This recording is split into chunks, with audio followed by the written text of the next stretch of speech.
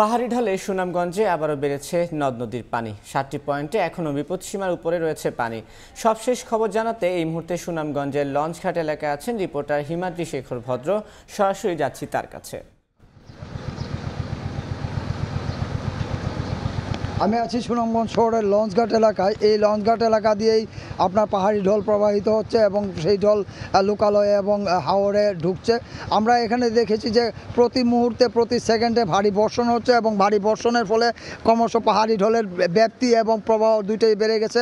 আমরা কথা বলেছিলাম এখানকার লোকজনের সাথে, তারা জানিয়েছেন যে এখানে প্রতি মুহূর্তে ঘন ভারী বৃষ্টি হচ্ছে এবং সেই ভারী বৃষ্টিতেই এই সুরমা নদী সহ সুনামগঞ্জের সবকটি সীমান্ত নদীর পানি বৃদ্ধি পাচ্ছে এবং সুনামগঞ্জের 5টি সীমান্ত উপজেলা তাহিরপুর, তার বিশম্বরপুর, দোয়ারাবাজার এবং ছাতক সহ এই 5টি সীমান্ত উপজেলার সকল নদীর পানি বৃদ্ধি পাচ্ছে। আসলে সুনামগঞ্জ এই মুহূর্তে একটি দুর্যোগের কেন্দ্রবিন্দু হয়ে পরিণত হয়েছে। আমরা কথা বলেছিলাম এখানকার পানি উন্নয়ন বোর্ডের সাথে, তারা জানিয়েছে যে বৃষ্টি বন্ধ না হওয়া পর্যন্ত, অর্থাৎ আবহাওয়ার পরিস্থিতির উন্নতি না হওয়া পর্যন্ত এই পাহাড়ি ঢল চলবে এবং এই পাহাড়ি ঢলের ফলে অনেকটা স্বল্পমেয়াদী বন্যার আশঙ্কা করছেন। আমরা কথা বলেছিলাম এখানকার পানি উন্নয়ন বোর্ডের প্রধান প্রকৌশলীর সাথে, তিনি জানিয়েছেন যে এইভাবে বৃষ্টিপাত অব্যাহত থাকলে হয়তোবা আজকের মধ্যে সুনামগঞ্জের প্রায় সবকটি নদ নদীর পানি বিপদসীমার উপর দিয়ে প্রবাহিত হতে পারে। আমরা কথা বলেছিলাম এখানকার জেলা প্রশাসনের সাথে, তারা জানিয়েছেন যে এই ধরনের দুর্যোগ মোকাবেলার জন্য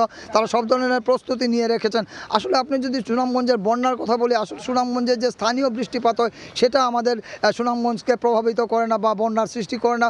ভারতের অনিয়ন্ত্রিত পানি প্রবাহ এবং ভারতের যে মেঘালয় এবং চেরাপুঞ্জির যে 98 কিলোমিটার সীমান্ত সুনামগঞ্জ জুড়ে রয়েছে, এই বর্ষাকালে এই 98 কিলোমিটার সীমান্তের মেঘালয় পাহাড়ে এবং শতাধিক ঝর্ণার সৃষ্টি হয়। সেই ঝর্ণার পানি জাদুকাটা, রক্তি চেলা, খাসিয়ামারা, সোনালী চেলা সহ সব নদী দিয়ে এই সুরমা নদী দিয়ে প্রবাহিত হয় এবং এই সুরমা নদী তখন ফুলে ফেপে একটা বিশাল আয়তন হয়ে যায়। তখন সুরমা নদী একটা ভয়ানক রূপ ধারণ করে। আমরা এখন সুরমা নদীর সেই ভয়ানক রূপটি দেখতে পাচ্ছি এবং মানুষ এখানকার লোকজন জানিয়েছেন যে এই যে বৃষ্টিপাত, এই প্রতি মুহূর্তে প্রতি সেকেন্ডে বৃষ্টি এবং পাহাড়ি ঢল তাদের মধ্যে 22 সালের বন্যার যে ভয়াবহ দুর্যোগ, সেই দুর্যোগের কথা বলে দিচ্ছেন। তাদের এই বন্যার আতঙ্কে এখন তাদের রাতের ঘুম নির্ঘুম হয়ে গেছে এবং আগামীকালকে সুনামগঞ্জের 3টি উপজেলায় নির্বাচন রয়েছে। সেই নির্বাচনে ভোটারদের উপস্থিতি নিয়েও অনেকটা সংশয় রয়েছে। তো এই ছিল সুনামগঞ্জের লঞ্চঘাট থেকে